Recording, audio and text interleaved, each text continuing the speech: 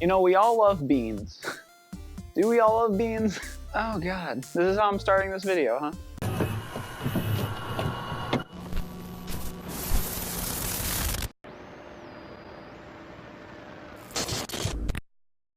Welcome to another video in our Mr. Bean series, our redesign of the Mr. Bean character from his original live-action self to replacing his animated TV show counterpart that I'm not a very big fan of. This week we're going to talk about letting things go as an artist.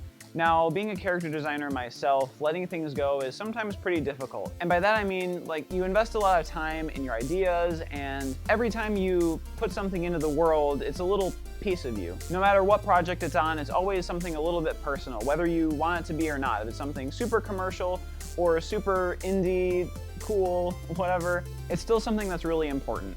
It's still something that's a part of you. And now it varies, you know, it varies a little bit. Like, you know, something could be entirely your idea from start to finish, and that's definitely more of you is invested in that.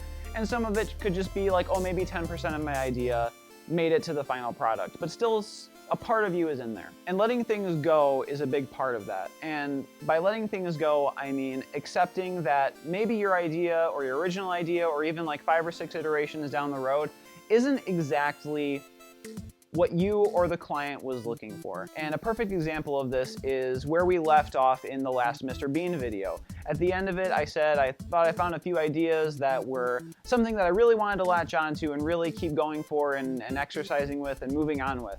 But after several attempts to make those characters into something that I really liked, I just found I wasn't getting there. It just wasn't anything that I was interested in. I really had no idea where I was going with these characters, and being a character designer, that's a lot of the job. That's a lot of what we do. Because you're taking something out of thin air, or even if it's based off of somebody that already exists in the world, which can sometimes be harder, it's always a challenge. And there's never a 100% right answer for anything. You're pulling everything out of thin air, like I said before. Sometimes you hit roadblocks. Or sometimes you think you're going the right way and you find, no, not this time, guys. Gotta make a U-turn. Just gotta back right back up. Gotta back right back up. And tell the kids to shut up in the back seat or we're turning this puppy around again. And that's the case with the Mr. Bean character from last week's video. So to make a long story short, I took all that stuff and I put it right in the trash. And I started over. And this is something that you're gonna have to do many, many times as an artist. And it's a little bit disappointing. You know, once again, I said, you know, you put a little bit of yourself into it, but the end result is always gonna be better. You're making an effort and a sacrifice to have a better final revised product that you are more happy with and the client will be more happy with. So in this case, I spent some time. Damn you, Google! So I took those characters and I started redoing them in Procreate. I know I said in the last video that Infinite Painter was my go-to app, but I also said that I've been switching in between Procreate and Infinite Painter and not really knowing where I wanted to be. And this time I wound up in Procreate because I feel that the animation features will be more beneficial to me and to these videos in the future. So I'm gonna try to stick with Procreate and really just try to be happy with what I've got and just keep going and trying to use that because it's just gonna make things much smoother in the future if I stick to one program. Now with the Mr. Bean character, I really just kind of let loose with where my designs were going. I was really trying to approach it from a place of, I don't care, I'm just gonna get these done and just go wild with my shapes and experiment and not be afraid of anything, because that was one thing in the last characters that I did. I was really just trying to really explore tight shapes, and they all kind of wound up being a little stiff and kind of like old looking and not in a good way. With where I was going with these new characters though, I was just really using like a lot of loops and round shapes, and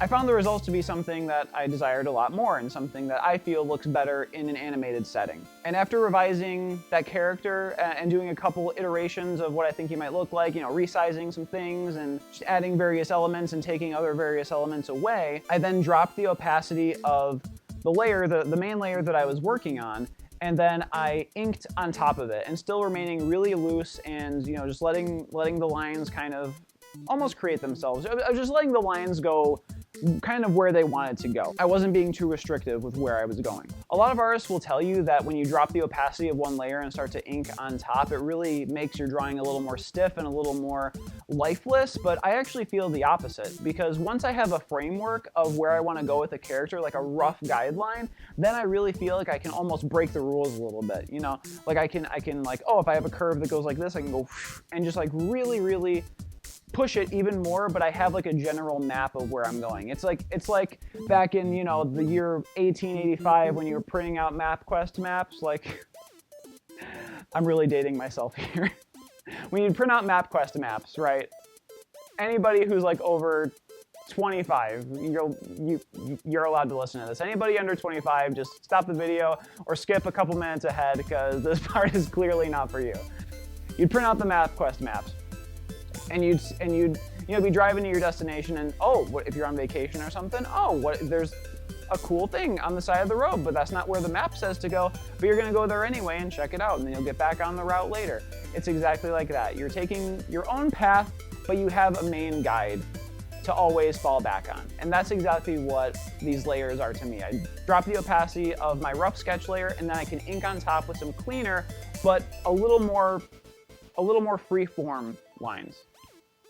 And after doing that, it was really a quick process. Like, it took way less time than my original sketches for the first video, and I'm way happier with the result. So sometimes just accepting that you need to start a sketch over or throw your old ones away and just start over from scratch, like, it's really sometimes the best thing. Sometimes it could be wrong, but sometimes it could be right. This is the dilemma. This is the dilemma of being an artist, because one day one answer could be right, the next day something else could be right. It's really all just a gamble, but the more you draw and the more you practice, the easier it all gets. But anyway, all of that being said, at the end of it all, we wound up with this. And this is where we will be continuing our next video, where I'm going to be working on some turnarounds of this guy. So I hope you guys will stick around with me for that, and I will see you guys next time. If you like this video, maybe click subscribe and maybe like it, and click that little bell thing wherever it happens to be now. You guys are awesome. You're really cool. And remember, beans are 2020's alternative for crack.